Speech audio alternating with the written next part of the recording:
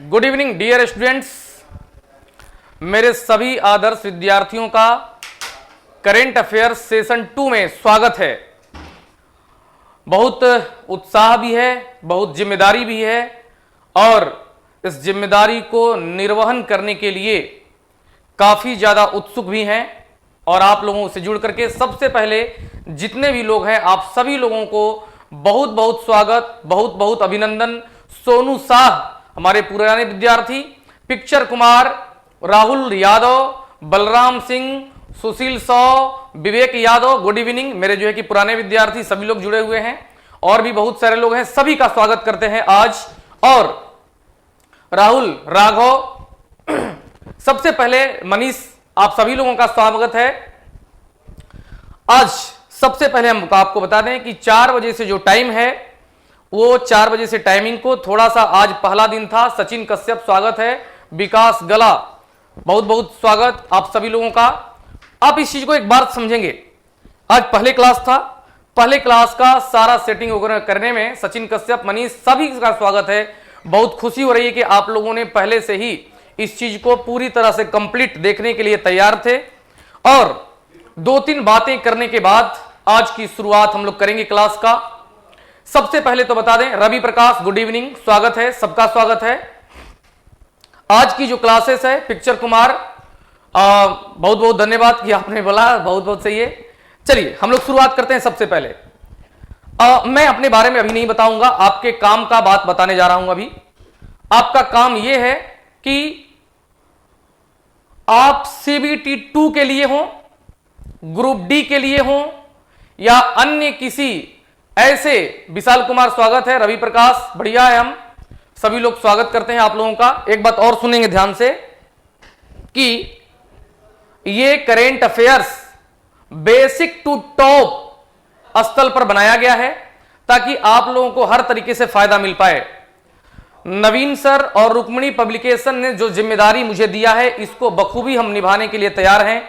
और मेरा नाम अब कुमार प्रवीण, और आप लोग के बारे में तो नहीं पता लेकिन थोड़ा सा अपने बारे में हम बता दें आपको कि बीपीएससी के स्टूडेंट को पीटी और मेंस में करंट अफेयर्स पढ़ाने का जो थोड़ा सा तजुर्बा है, वही तजुर्बा आप लोगों के साथ हम शेयर करने वाले हैं। कुलदीप बिल्कुल ग्रुप डी के लिए भी यहां से रहेगा, बिल्कुल सब कुछ। करेंट अफेयर्स की आप मैगजीन देख रहे होंगे सामने में, ये करेंट अफेयर्स की मैगजीन रुक्मिणी पब्लिकेशन के द्वारा लाया गया है, जिसमें 2 मार्च 2022 तक अपडेट है, यानी 2021 मार्च से लेकर के 2 मार्च 2022 तक का सारा अपडेट है। ठीक है, उसके बाद एक बात और बात करें कि इसमें कुल मिलाकर के आप देखेंगे कि 600 MCQs है, 600 MCQs और 2500 ऑनलाइन वन लाइनर प्रश्न हैं। और इस सभी को हम लोग जो है कि एक समय के साथ कंप्लीट करने वाले हैं। आज पहले क्लास में इंफॉर्मेशन देना थोड़ा जरूरी होता है कि आप लोगों की क्लासें कैसे चलेगी। 4 बजे से आप लोगों का लाइव सेशन है, 4 लोगों का लाइव सेशन है। और आपको बता दें कि अगर आप इस किताब को परचेज कर रहे हैं तो और बेहतर होगा, क्योंकि इस किताब के माध्यम से आपके भी पास सेट होगा। साथ ही साथ ये भी बता दें कि आप जितना PDF हम देंगे आपको और उसका प्रिंट निकलवाएंगे, उससे कम पैसा में ही रुक्मिणी पब्लिकेशन का एक करेंट अफेयर्स आप लोग परचेज कर सकते हैं। जो लोग बिहार में हैं और आसपास के जिलों में हैं, वहां पर करेंट अफेयर्स की ये किताब बहुत आसानी से उपलब्ध हो जाती है। और जो लोग दूर हैं वो ऑनलाइन जो है कि मंगवा सकते हैं अपने यहां। इसके लिए आप जो है कि नवीन सर से और रुक्मिणी पब्लिकेशन के जो है कि कॉन्टेक्ट नंबर पर आप बात कर सकते हैं। तो इसमें जो है कि क्या क्या खासियत है इसको पहले सर हम लोग देखेंगे, आप यहां पर ध्यान देंगे मेरे सभी आदर्श विद्यार्थी। शुरुआत करने से सबसे पहले आपको बता दें कि एक जिम्मेदार पर्सन होकर के आप लोगों के सामने उन सभी चीजों का गहन अध्ययन कर करके और करंट अफेयर्स के जो है कि प्रश्नों का हम चर्चा करने जा रहे हैं। हम पिछले जो है कि जितने भी रेलवे के एग्जाम हुए हैं, चाहे कोई भी और अन्य एग्जाम है, तो सबसे लेटेस्ट हमने आधार बनाया है, बेस बनाया है, वो है आपका CBT 1। CBT 1 2021 के स्टार्टिंग में, यानी आपका जो जनवरी से लेकर के और मार्च अप्रैल तक जो चला था, उसमें 3 महीना पहले का करंट अफेयर्स पूछा हुआ था। यानी सितंबर अक्टूबर के प्रश्न मेरे सभी आदर्श विद्यार्थी बहुत ज्यादा पूछा हुआ था, ठीक है। और उसी को ध्यान में रख करके जब मई में आप लोगों का CBT 2 का एग्जाम होगा और जुलाई में संभवतः ग्रुप डी का एग्जाम संभवतः है, उसी को लेकर के ध्यान में सबसे ज्यादा हम लोग अक्टूबर 2021 से लेकर के और मार्च 2022 तक के करंट अफेयर्स को ज्यादा से ज्यादा हम लोग देखेंगे, ठीक है। उसको अब एक बात और ध्यान रखेंगे, बिल्कुल कुलदीप कुमार का कहना है कि सर 30 दिन में पूरा हो जाएगा। 30 दिन नहीं, 30 क्लास में ये पूरे करंट अफेयर्स को खत्म कर देना है। उसमें 30 जो है कि सेट होगा, सेट कराने के बाद कुछ PDF आप लोगों को प्रोवाइड करवा दिया जाएगा जो इंपॉर्टेंट होगा। इसके बाद एक बार और आपको बता दें, होली के बाद अगर जो लोग जुड़े हुए हैं पटना से हैं, उनके लिए ऑफलाइन बैचेज भी एक टाइमिंग बता देंगे, टाइम क्लास में ऑफलाइन बैच भी आएगा। ऑफलाइन बैच में भी आप आ करके क्लास ले सकते हैं, लेकिन जो लोग दूर हैं, जो लोग जो है कि यहां आकर के क्लास करना उनके लिए संभव नहीं है, उनके लिए भी ये क्लास दिया गया है, यानी ऑनलाइन और ऑफलाइन दोनों मोड में ये क्लास चलेगा। आपको बता देते हैं, इसका चार्ज मात्र 50 रुपए रखा गया है और 50 रुपए में आप लोगों को 600 क्वेश्चन सेट में, एक सेट में 20 क्वेश्चन, 30 सेट हैं और 30 सेट का क्वेश्चन का डिस्कशन कैसे होगा आप उसको अभी देख लेंगे। लेकिन आपको एक बात और बता दें, इस करंट अफेयर्स की किताब को आप परचेज कर लेते हैं तो भी आपके लोगों के लिए काफी बेहतरीन होगा। रंजीत कुमार गुड आफ्टरनून नहीं गुड इवनिंग, स्वागत है। राहुल राघव, तो बुक से पढ़ाने के साथ साथ इसका डिस्कशन भी कराया जाएगा, लेकिन क्वेश्चन जो होंगे वो इसी जो है कि किताब के होंगे, जो 30 प्रश्न होंगे। और साथ साथ आपको बता दें, इंपोर्टेंट चैप्टर जिसमें पुरस्कार हो गया, जिसमें आगामी विधेयक हो गया, आगामी खेल हो गया, उसके बाद आपका जो है कि युद्धाभ्यास हो गया, इन नियुक्तियां हो गई, निधन हो गया, इन सारी चीजों को चर्चित व्यक्ति से लेकर चर्चित स्थल तक सबको हम लोग जो है कि क्लास के माध्यम से देखेंगे।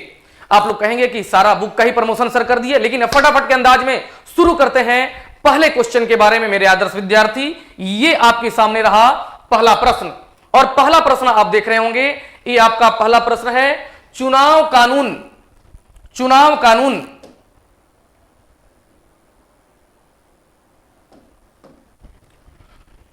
कानून संशोधन विधेयक 2021 के माध्यम से निम्न में से किस अधिनियम में संशोधन किया गया है। मेरे सभी आदर्श विद्यार्थी, ये आपका जो है कि प्रश्न है, चुनाव कानून संशोधन विधेयक 2021 के माध्यम से निम्न में से किस अधिनियम में संशोधन किया गया है। आपको सबसे पहले बता दें कि समय समय पर चुनाव कराने की एक जो है कि प्रक्रिया जो जारी रहती है, उसके लिए भी अधिनियम आते हैं, और आपके सामने जो है कि ऑप्शन है जनप्रतिनिधि अधिनियम 1950, मध्यस्थता विधेयक 2021, जनप्रतिनिधि अधिनियम 1951, और ऑप्शन डी है ए और सी दोनों। तो आप सभी लोगों का हम चाहते हैं कि एक बार कमेंट भी आए, ताकि आप लोगों को लगे कि आप लोग कितना प्रश्न को बना सकते हैं। फिर इसके बाद डिटेल्स इसका जो डिस्कशन होगा वो हम लोग करते जा रहे हैं। अभी तक जो है कि आंसर आया है Anurag Kumar D, picture Kumar D. बाकी सब लोग से भी अनुरोध है कि आप जल्दी से जल्दी इसको आप जो है कि बताएं। संतोष यादव स्वागत करते हैं, आप सभी लोगों का स्वागत है। सचिन कश्यप सी, आप जल्दी से जल्दी आंसर दे दें। विवेक यादव डी, और भी हम इंतजार कर रहे हैं आप लोगों के कमेंट बॉक्स का। अब देखिए जरा सा, सचिन कश्यप डी, चलिए सचिन कश्यप डी आ गया, Chandan Gupta D, Abhay Kumar D, Ritesh Kumar D, D सबका आ रहा है, बहुत अच्छा, बहुत ही अच्छी बात है। आंसर हम लोगों का है डी, ए और सी दोनों, यानी जनप्रतिनिधि अधिनियम 1950 और जनप्रतिनिधि अधिनियम 1951 में संशोधन किया गया है। और मेरे सभी आदर्श विद्यार्थी, आप लोगों की तैयारी ने पहले आज करेंट अफेयर्स का सेशन 2.0 में पहला क्वेश्चन का आंसर ज्यादा से ज्यादा जो है कि लोग सही बताए, यानी हम कह सकते हैं कि सभी लोगों ने सही आंसर बताया, और मेरा जो है कि मन काफी जो है कि प्रफुल्लित और सकारात्मक दृष्टिकोण से आगे बढ़ रहा है। जरा यहां पर ध्यान रखेंगे, इस संशोधन के माध्यम से मेरे आदर्श विद्यार्थी क्या किया गया, इसको जरा देखिए। इस संशोधन के माध्यम से मतदाता सूची के डाटा को मतदाता सूची के डाटा को आधार के साथ जोड़ने की बात कही गई है, जोड़ने की बात कही गई है और दिसंबर 2021 में यह संशोधन जो है कि पारित किया गया। इसके माध्यम से और क्या होगा, इसका उद्देश्य होगा कि चुनाव में एक व्यक्ति और एक मत का जो है कि प्रयोग किया जाए। एक साथ और बता दें कि एक व्यक्ति और एक मत के साथ साथ कोई भी व्यक्ति, इसमें संशोधन में यह भी लिखा गया है कि कोई भी व्यक्ति कहीं भी चुनाव में भाग ले सकता है,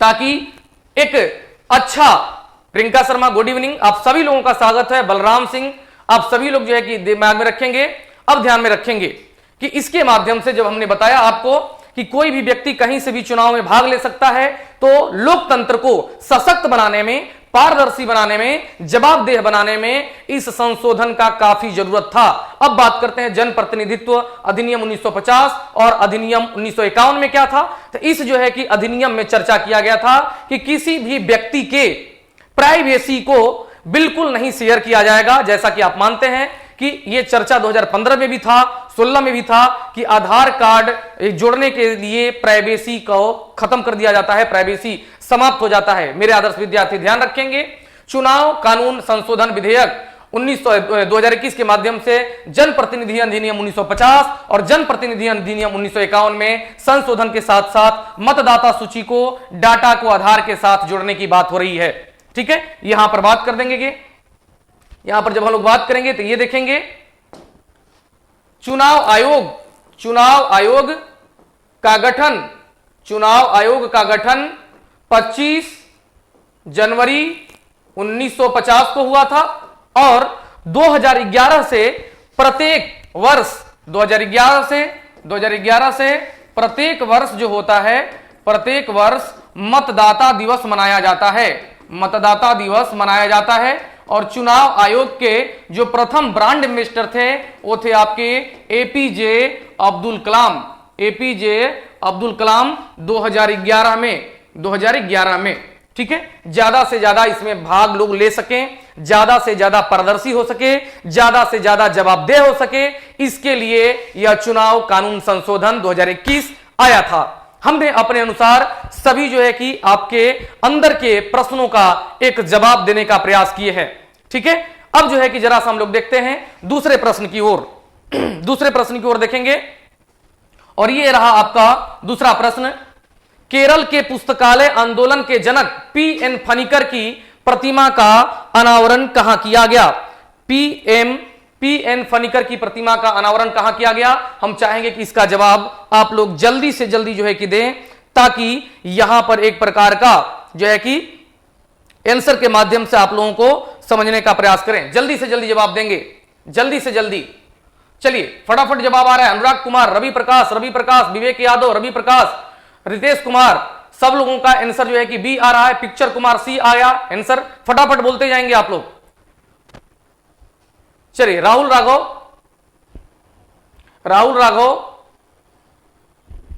बस ध्यान में रखेंगे। राहुल राघव को हम बताना चाहते हैं सेट प्रैक्टिस का पहला ये क्लास एक डेमो वीडियो के रूप में जा रहा है। आप इस तरीके से बिल्कुल नहीं सोचेंगे सिर्फ यही करा करके छोड़ दिया जाएगा। ये आंसर कंप्लीट जो है कि चलेगा। ये पूरे किताब का महत्वपूर्ण डिस्क्रिप्टिव का भी हम जो है कि क्लास कराएंगे, टेंशन नहीं लेना है। आज थोड़ा लेट भी हो गया था और आज सेट का ही डिस्कशन है। विशाल कुमार, अमित कुमार, सचिन कश्यप, सभी लोगों का आंसर आ रहा है बी। तो केरल के पुस्तकालय आंदोलन के जो है कि जनक पी.एन. फणिकर, तो यहां पर देखेंगे इसका जो है कि आंसर केरल है और पी.एन. फणिकर ने 1945 में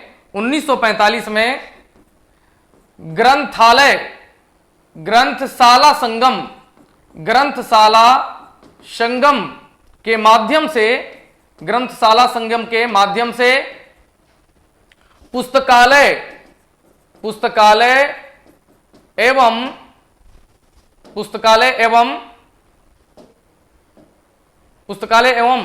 साक्षरता अभियान चलाया था, साक्षरता आंदोलन चलाया था। ठीक है, इसी के लिए जो है कि 23 दिसंबर 2021 को 23 दिसंबर 2021 को इनके प्रतिमा का अनावरण रामनाथ कोविंद के द्वारा किया गया।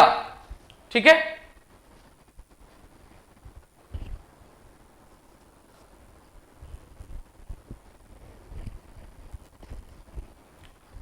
चलिए अब यहां पर जो है कि बात आगे बढ़ेगी। तो यहां पर जो है कि आपका हो गया ग्रंथशाला संगम के माध्यम से पुस्तकालय साक्षरता आंदोलन चलाया गया। इसका जो है कि आंसर आपका केरल। अब यहां पर बात करेंगे आगे, अगले प्रश्न का जवाब चाहेंगे आप लोगों से सामने हम। ये अगला प्रश्न है आपका, भूमि अधिग्रहण परियोजनाओं हेतु MIS मंत्रालय किस मंत्रालय ने लॉन्च किया? इसको जो है कि आप जल्दी से जल्दी बताएं।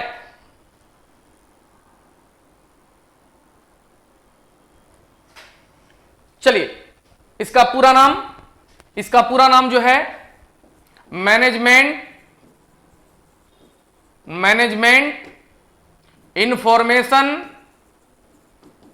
इंफॉर्मेशन सिस्टम, MIS का जो है कि पूरा नाम मैनेजमेंट इंफॉर्मेशन सिस्टम। अगर कोई लोग किताब रखे होंगे तो किताब से देख करके बिल्कुल नहीं बताएंगे मेरे आदर्श विद्यार्थी।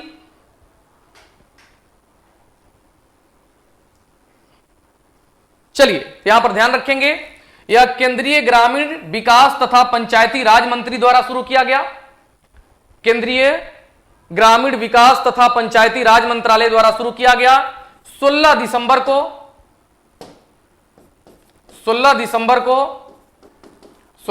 को। जनजातीय मामले का अगर बात करें तो जनजातीय मामले में आपका श्रम शक्ति पोर्टल शुरू किया गया। ST लोगों को रोजगार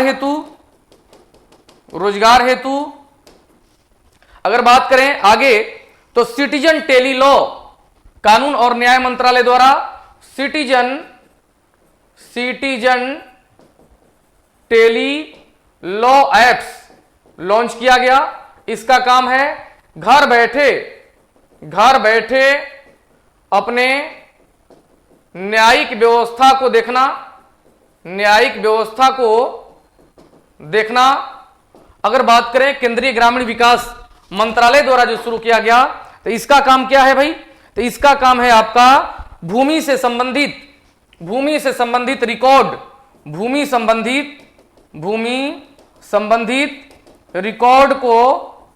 को रखना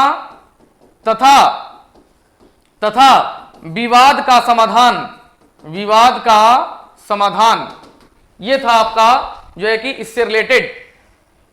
तो इसका आंसर केंद्रीय ग्रामीण विकास पंचायती राज मंत्रालय द्वारा। एक प्रश्न जाते जाते इसी में पूछ देते हैं कि वर्तमान में केंद्रीय ग्रामीण विकास मंत्री कौन है? फटाफट आंसर आप लोगों का चाहिए, वर्तमान में केंद्रीय ग्रामीण विकास मंत्री कौन है?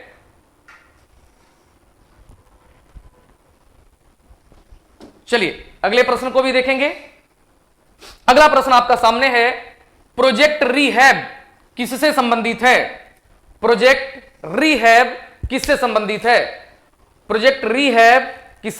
है? ऑप्शन में है आपके विस्थापित लोगों के पुनर्वास हेतु, नशा मुक्ति प्रेरित करने हेतु, उत्पीड़ित महिलाओं के कल्याण हेतु और मानव हाथी के संघर्ष हेतु।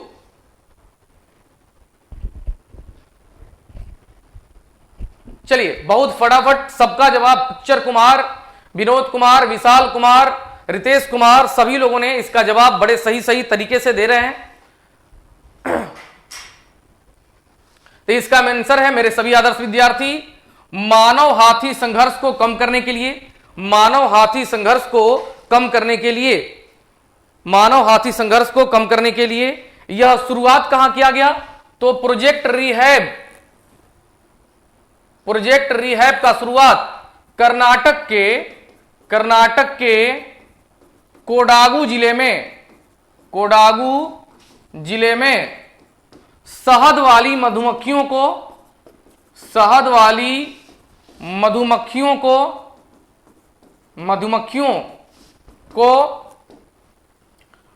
इस क्षेत्र में रखा जाता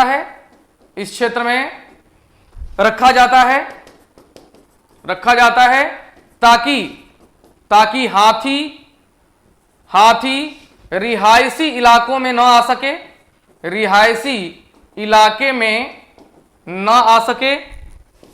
सके। और एक बात ध्यान रखेंगे, अगर इससे रिलेटेड बात करें तो पूरे भारत में छत्तीसगढ़, पश्चिम बंगाल, मध्य प्रदेश और कर्नाटक में हाथियों के संघर्ष से लगभग प्रतिवर्ष 500 व्यक्तियों की मृत्यु हो जाती है। प्रतिवर्ष भारत में लगभग 500 व्यक्तियों की मृत्यु, जबकि 100 हाथियों का मृत्यु इस संघर्ष के कारण हो जाता है, जिसके लिए यह लाया गया। ठीक है, चलिए राहुल राघव, हम बार बार आपको बोल रहे हैं कि ये पहले जो है कि सेक्शन का पहले सेट का सॉल्यूशन है, बाकी डिस्क्रिप्टिव वे में यह क्लास चलेगा। ठीक है, चलिए आगे देखेंगे अगला प्रश्न। नेक्स्ट, खबरों में रहा काजूवेली पक्षी अभयारण्य किस राज्य में स्थित है? फटाफट इसका जवाब देंगे। खबरों में रहा काजूवेली पक्षी अभयारण्य किस राज्य में अवस्थित है? खबरों में रहा काजूवेली पक्षी अभयारण्य किस राज्य में अवस्थित है? ऑप्शन है आपका कर्नाटक, तमिलनाडु, अरुणाचल प्रदेश और नागालैंड। चलिए रितेश कुमार, विवेक यादव, बलराम सिंह, रितेश कुमार 2-3 बार जो है कि आंसर दे रहे हैं।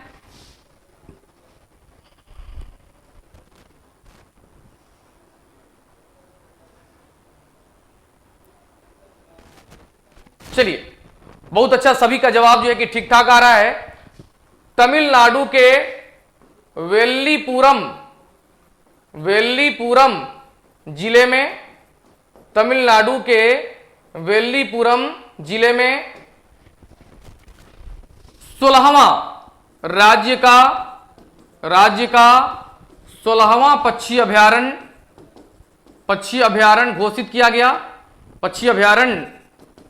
घोषित किया गया है, जो 670 किलोमीटर स्क्वायर क्षेत्र में एक जलमग्न भाग है और दक्षिण भारत का दूसरा सबसे बड़ा वेटलैंड्स है। दक्षिण भारत का पहला वेटलैंड्स सबसे बड़ा पुलिकट झील। चलिए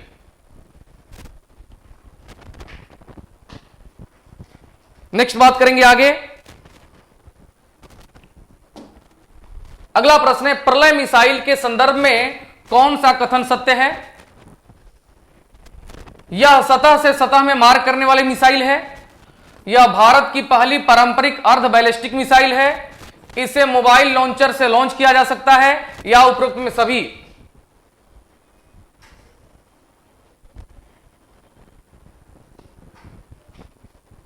आशु कुमार, करेंट अफेयर्स याद नहीं रहता, इसको कैसे याद करें? इसका भी जो है कि जवाब आपको मिलेगा, समय के साथ हम इसका भी जवाब आप लोगों के पास पहुंचाते रहेंगे। करेंट अफेयर्स को आप एक सब्जेक्ट के तौर पर देखेंगे तो यह जो है कि याद करने में परेशानी होगी। ठीक है, इसलिए आप लोग जरा सा इसको करेंट अफेयर्स को सब्जेक्ट के रूप में नहीं, एक इंफॉर्मेशन के रूप में ध्यान रखेंगे तो मुझे उम्मीद है कि यह प्रश्न आपको जरूर याद रहेगा। चलिए, तो इसका आंसर आप लोगों का है उपरोक्त सभी 22 दिसंबर 2021 को 22 दिसंबर 2021 को कलाम द्वीप से यह लॉन्च किया गया,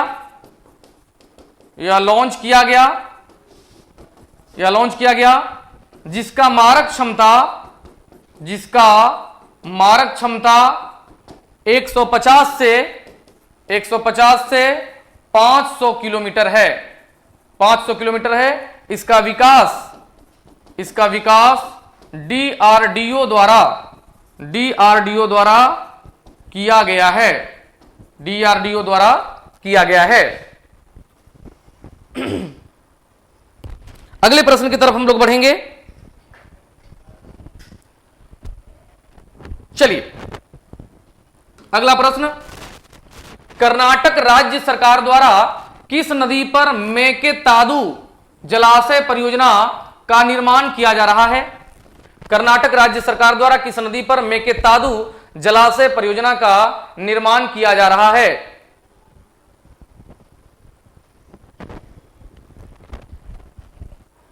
चलिए, इसको देखेंगे। कृष्णा, गोदावरी, हेमावती और कावेरी, यह जलाशय परियोजना विवादित जलाशय परियोजना है और आप लोग को पता है कि तमिलनाडु और कर्नाटक के बीच कौन सा नदी विवाद है? तो कर्नाटक और तमिलनाडु के बीच कावेरी जल विवाद है। कावेरी जल विवाद, ये कावेरी नदी पर जो है कि स्थापित करने की बात हो रही है और अगस्त 2021 में कर्नाटक सरकार ने इस जलाशय परियोजना की अंतिम मंजूरी दी। इस जलाशय परियोजना की अंतिम मंजूरी दी, जिसके लिए 9,000 करोड़ रुपए का स्वीकृति दिया गया और इसमें यह भी कहा गया कि इस जलाशय परियोजना पर कुल 400 मेगावाट का बिजली का उत्पादन भी होगा। ठीक है, तो कावेरी जल विवाद जो है कि आपका तमिलनाडु और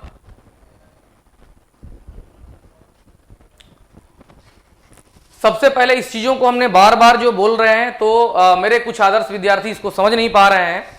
हमने ये बोला, पहले एक बात को ध्यान से समझ लेंगे। नीतीश और विशेष रूप से राहुल राघव, कहना है आप लोगों का कि सर क्लास नहीं हुआ और क्वेश्चन करवाया जा रहा है। आप लोगों को वीडियो में बताया गया है कि 30 प्रश्नों का क्वेश्चन कराया जाएगा और डिटेल्स इसका क्लास करवाया जाएगा।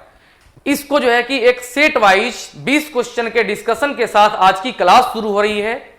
आज जो 14 मार्च को ये वीडियो बन रहा है, ये वीडियो अभी वेटिंग में होगा। आप लोगों का रेगुलर जो क्लास होगा वो आफ्टर होली स्टार्ट होगा। आफ्टर होली जो रेगुलर क्लास स्टार्ट होगा उसमें सबसे पहले मुख्य टॉपिक पर पहले चर्चा होगा, अंतिम में 20 प्रश्न का जो है कि सॉल्यूशन होगा।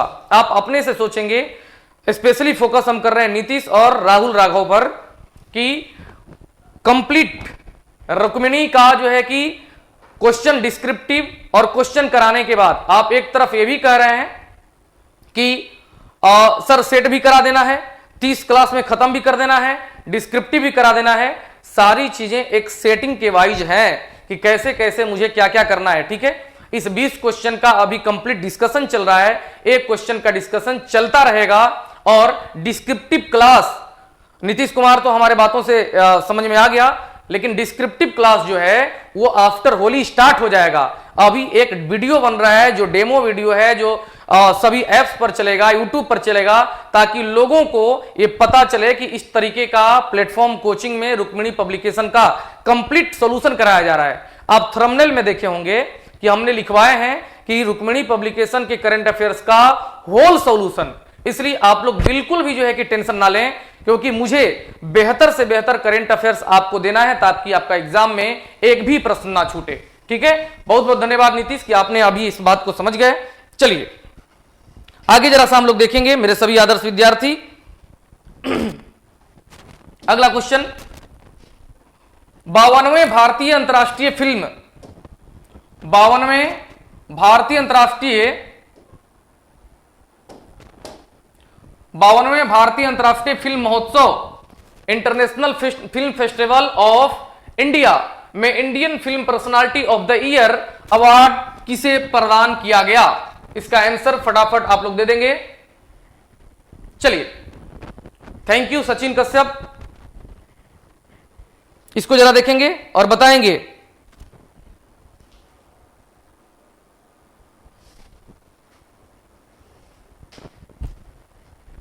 चलिए, बहुत बहुत धन्यवाद। आप लोग जल्दी से जल्दी आंसर भी दे रहे हैं। केवल प्रश्न पर आप ध्यान रखें और प्रश्न को ध्यान के साथ साथ हम लोग आगे बढ़ाएंगे।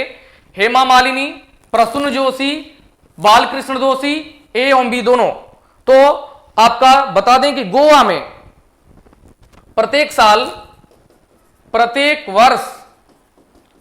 वर्ष जनवरी माह में नवंबर माह में प्रत्येक वर्ष नवंबर माह में यह गोवा में आयोजित किया जाता है। गोवा में आयोजित किया जाता है जो 20 से 28 नवंबर 2021 के बीच आयोजित हुआ और इसमें सर्वश्रेष्ठ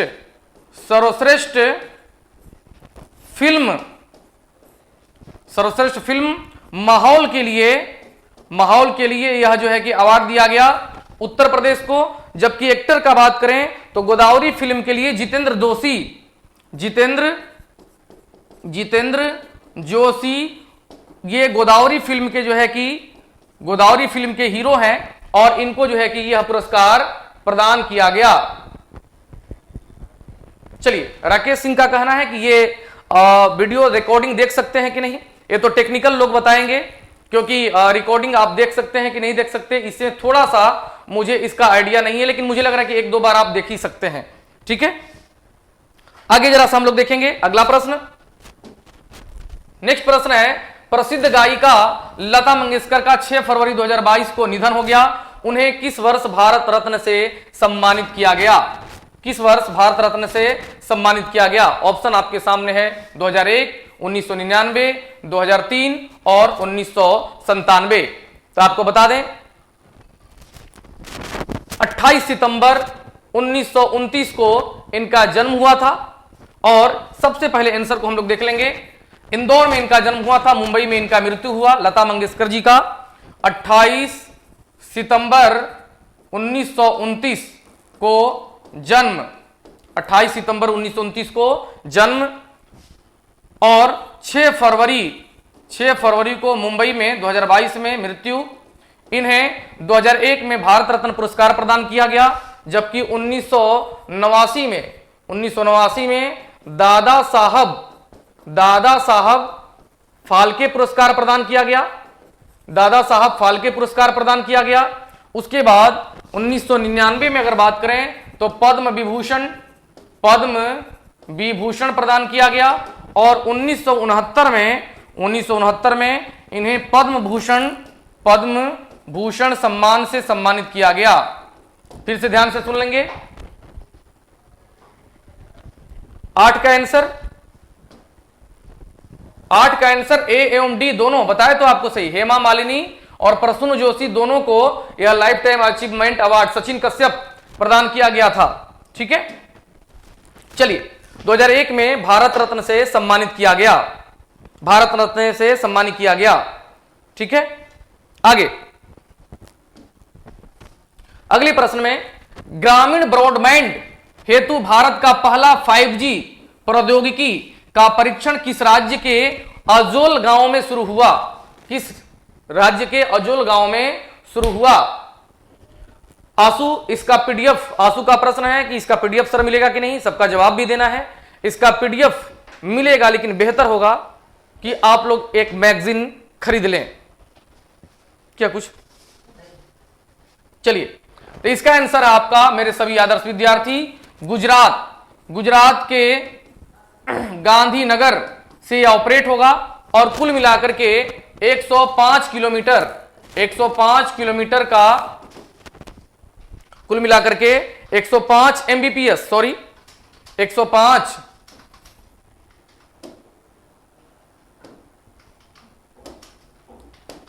गुजरात के गांधीनगर में 17 किलोमीटर, उसके बाद 105 एमबीपीएस का स्पीड नोट किया गया, जिससे के माध्यम से ग्रामीण क्षेत्रों में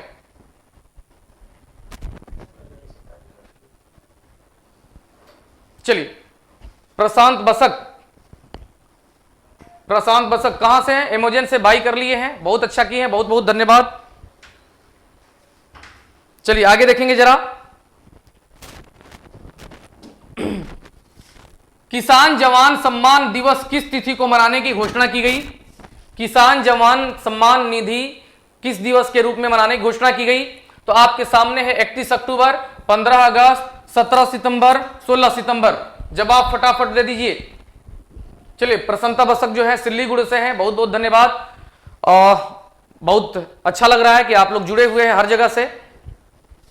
प्लेटफॉर्म कोचिंग के माध्यम से आप सभी लोगों को केवल मदद पहुंचते रहे और आप सफल होते रहें, ऐसी जो है कि हम लोग की जिम्मेदारी और कर्तव्य दोनों है। चलिए तो रितेश कुमार बी, सोनू शाह ए, विवेक यादव बी। चलिए यहां पर ध्यान रखेंगे, वर्ष 2021 में पीएम नरेंद्र मोदी के जन्म दिवस के शुभ अवसर पर यह जो है कि शुभ अवसर पर यह मनाया जाएगा। 16 सितंबर को आपका मनाया जाता है ओजोन संरक्षण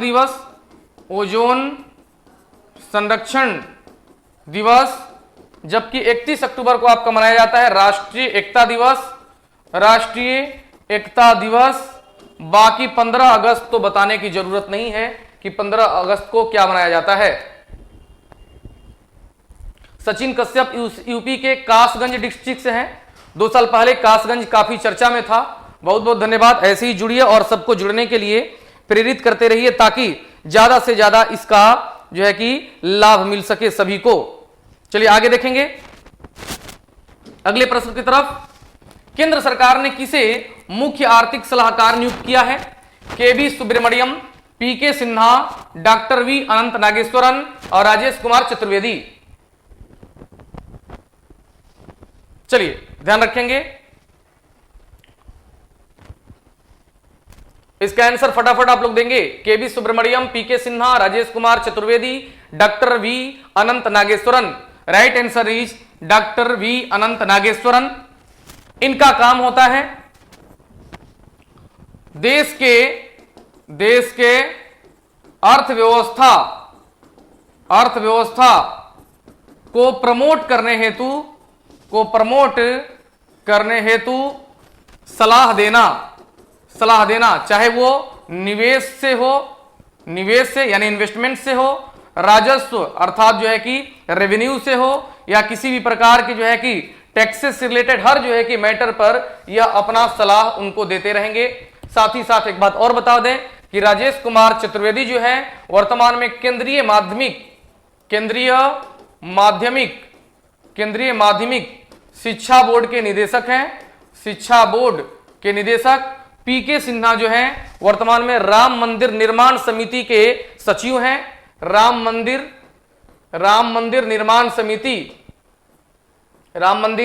निर्माण समिति के अध्यक्ष हैं, जबकि केवी सुब्रमण्यम जो है कि पूर्व चीफ इकोनॉमिक एडवाइजर थे, सीईए।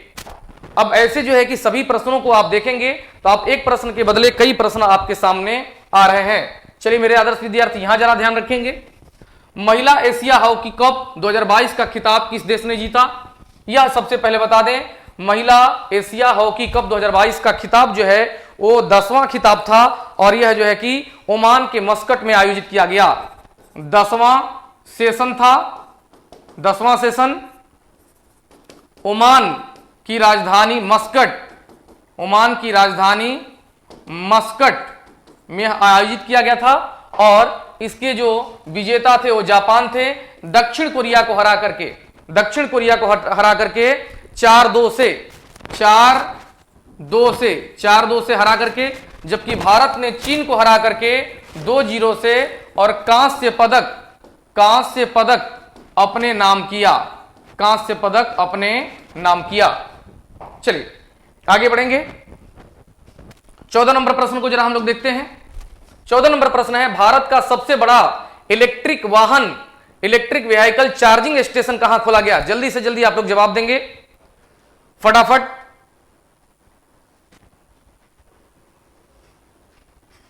28 जनवरी 2022 को यह जो है कि खोला गया। 28 जनवरी 2022 को आप लोग के आंसर का इंतजार है। 28 जनवरी 2022 को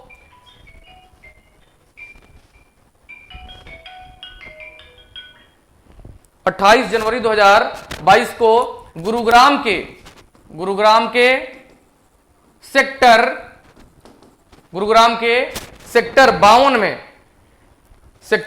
52 में इसको खोला गया।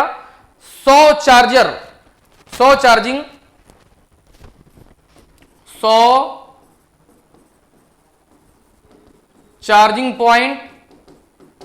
चार्जिंग पॉइंट और एक दिन में लगभग 576 गाड़ियां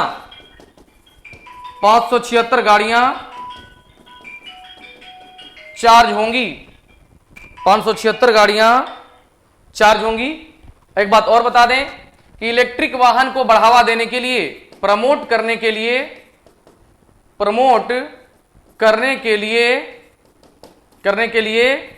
ई अमृत पोर्टल लॉन्च किया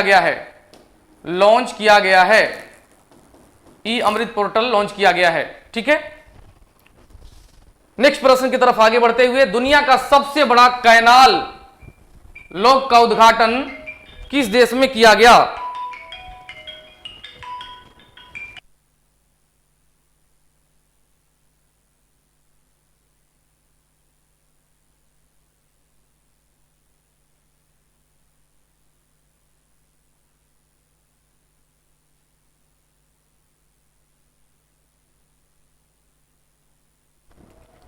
चलिए, दुनिया का सबसे बड़ा, बहुत बहुत स्वागत है। सासाराम से चंदन गुप्ता जुड़े हैं, अपने अपने जगह को आप लोग बता रहे हैं, बड़ा अच्छा लग रहा है। चलिए, सासाराम से चंदन गुप्ता जी जुड़ गए हैं। दुनिया का सबसे बड़ा कैनाल लॉक उद्घाटन कहां किया गया? दुनिया का सबसे बड़ा कैनाल लॉक का उद्घाटन किया गया आपका नीदरलैंड के एम्स्टर्डम में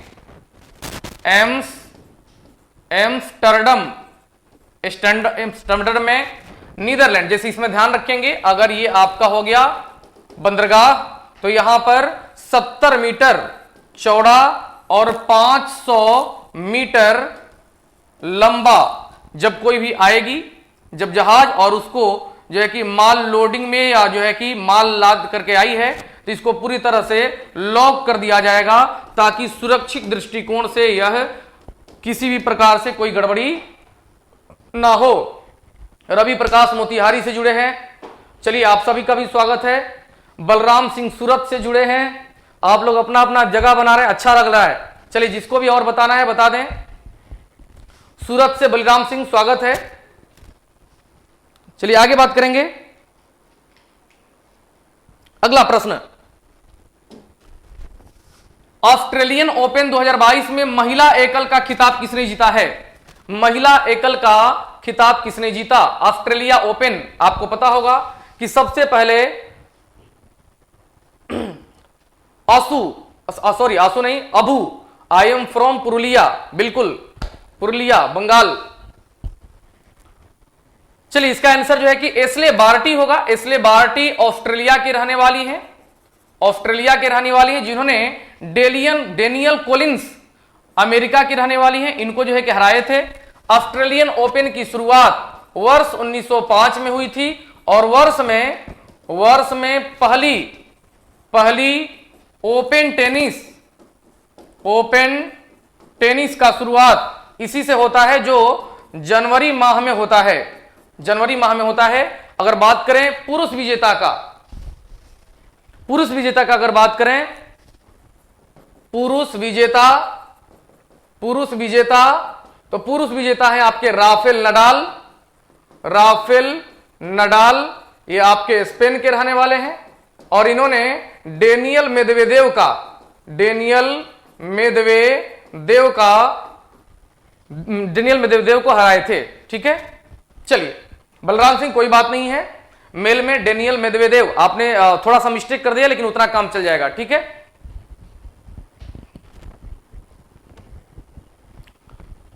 बिल्कुल सचिन कश्यप 16 को हमने डिटेल्स में ही बता दिए पूरा। ऑस्ट्रेलियन ओपन की शुरुआत 1905 में, वर्ष में पहली बार ओपन टेनिस सचिन कश्यप। और भी डिटेल्स चाहिए तो बताएं जल्दी। चलिए आगे बढ़ेंगे।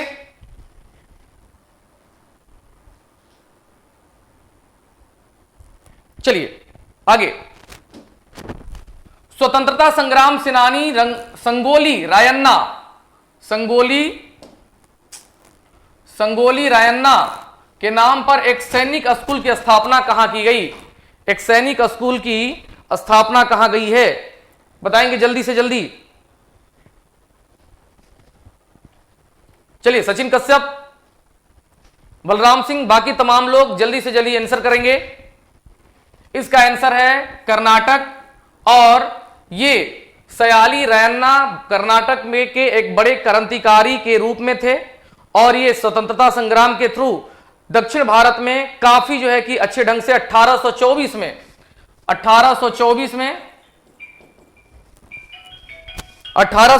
में इन्होंने विद्रोह किया था और इनके 191वां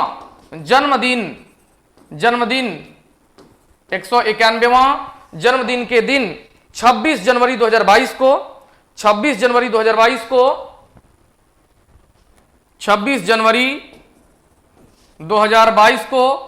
180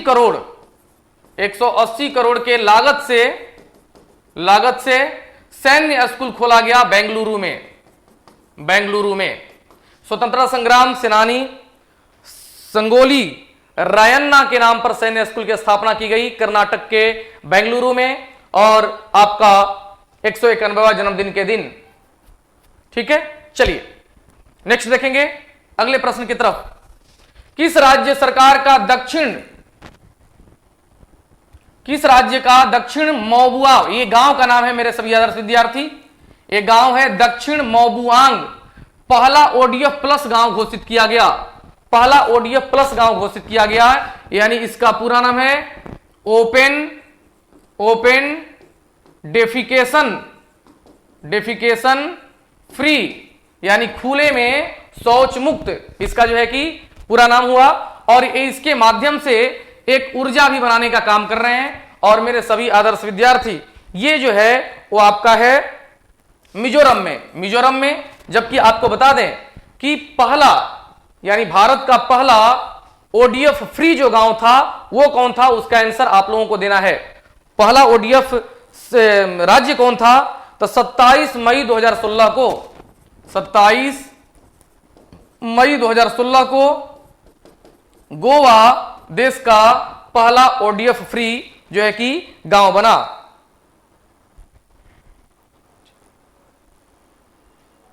चलिए अगला देखेंगे। नेक्स्ट, डोंडुरास की प्रथम महिला प्रधानमंत्री कौन बनी? नाम थोड़ा सा उल्टा है और नाम शायद पहली बार भी आप सुन रहे होंगे। डोंडुरास उत्तर अमेरिका महादेश का एक छोटा द्वीपीय देश है जिसकी राजधानी है वो आपका टिंगुसिरला। राजधानी इसका कहां है?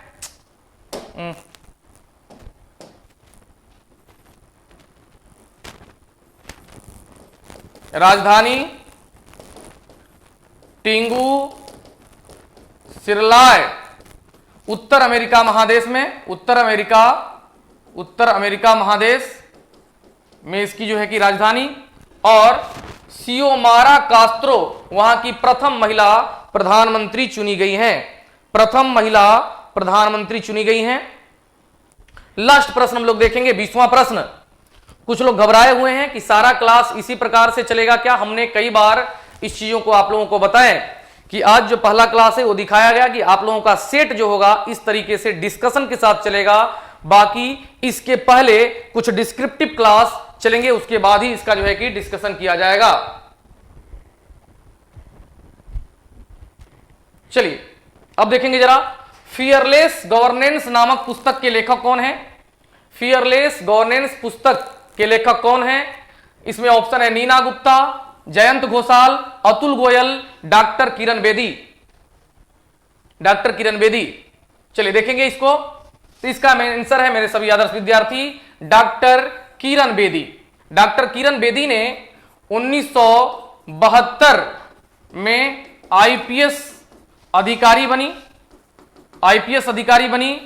2007 में इन्होंने स्वैच्छिक रिटायरमेंट ले लिया और इन्होंने अपने 34 वर्ष के पुलिस सेवा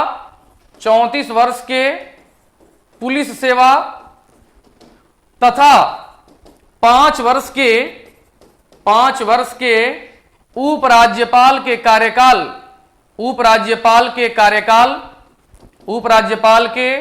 कार्यकाल के अनुभवों को लिखा है, के अनुभव को बताया है। यानी डॉक्टर किरण बेदी ने एक किताब लिखा, 1972 में आईपीएस अधिकारी बनी। कैसे एक महिला होते हुए इनको सभी क्षेत्रों में चुनौतियों का सामना करना पड़ा और कैसे इन्होंने चुनौतियों का सामना करते हुए आगे बढ़े। साथ ही साथ एक बात और भी बता दें कि इसमें स्वैच्छिक तरीके से उन्होंने 2007 में रिटायरमेंट लिया और 2016 में वह जो है कि आपका पुदुचेरी की उपराज्यपाल बनी। इसके बाद इन्होंने अपना सारा अनुभव लिखा। तो इसके आंसर है कौन, डॉक्टर किरण बेदी। चलिए बहुत बहुत धन्यवाद। सचिन कश्यप, बलराम सिंह यहां पर थोड़ा सा मिस कर गए। नीना गुप्ता सच नहीं है, ये किरण बेदी हैं। सचिन कश्यप का कहना है कि प्लेटफॉर्म कोचिंग के सभी शिक्षकों पर मुझे ट्रस्ट है और आप अपने जिस अकॉर्डिंग क्लास लेंगे वो क्लास फायदेमंद होगा। सचिन कश्यप या कोई भी मेरे सभी आदर्श विद्यार्थी जो देख रहे होंगे उन्हें हम विश्वास दिला दें कि पिछले कई वर्षों के प्रश्नों को अध्ययन करने के बाद इस जो है कि मैगजीन को बनाया गया है और इसमें सभी इंपोर्टेंट पॉइंट का डिस्कशन वाइज कंप्लीट सॉल्यूशन होगा, प्लस डिस्क्रिप्टिव भी मेन पॉइंट आपको चर्चा किया जाएगा। हमने आपको बताया कि मार्केट में एक किताब है, आप ले सकते हैं या अपने पास मंगवा सकते हैं। बाकी अब किसी भी प्रकार का आप टेंशन ना लें, जो भी करना है वो मेरे द्वारा होगा और सच तो यह है कि अच्छा ही होगा, क्योंकि आपका सफलता ही हम लोगों का सबसे परम लक्ष्य है। ठीक है, ठीक है। चलिए तो आज का क्लास यहीं समाप्त करते हैं। अगले क्लास में आप लोगों से मिलेंगे। फिर हम आफ्टर होली के बाद आप लोगों का क्लास स्टार्ट हो जाएगा, संभवतः 22 या 23 मार्च से वो आपको इंफॉर्मेशन दे दिया जाएगा। आज का जो क्लास था वो एक जो है कि वीडियो बनाया गया जिसके माध्यम से लोगों को लगे कि 30 क्वेश्चन और करंट अफेयर्स का जो भी है इसको कंप्लीट सॉल्यूशन के साथ हम लोग आगे बढ़ेंगे। ठीक है। सचिन कश्यप बहुत बहुत धन्यवाद। नीतीश कुमार पूरा बुक एकदम पढ़ाएंगे, कोई टेंशन मत लीजिएगा, किसी भी प्रकार का कोई टेंशन नहीं होगा। लेकिन एक बात ध्यान रखिएगा कि मुझे पता है कि महत्वपूर्ण कौन कौन है, इसलिए विशेष फोकस उसी पर रहेगा। आप लोग एकदम टेंशन फ्री होकर के सिर्फ और सिर्फ अपने पढ़ाई को आगे बढ़ाते रहें, स्वस्थ रहें। आप सभी लोगों को होली की बहुत बहुत शुभकामनाओं के साथ आज विदा लेते हैं और आप लोगों के साथ जुड़ करके कोई जो है कि आपका दार्जिलिंग से जुड़ा, कोई सूरत से जुड़ा, कोई उत्तर प्रदेश से जुड़ा, तो इससे हम लोगों का क्लास जो है कि स्टार्ट हो जाएगा। संदीप पटेल आपका क्लास जो होगा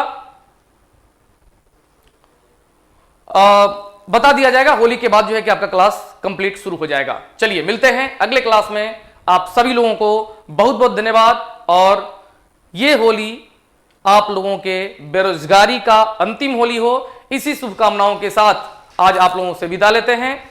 बहुत बहुत धन्यवाद। आप लोग स्वस्थ रहें, खुश रहें, पढ़ाई करते रहें और अपनी जिम्मेदारी अच्छे ढंग से आप भी निभाएं। धन्यवाद।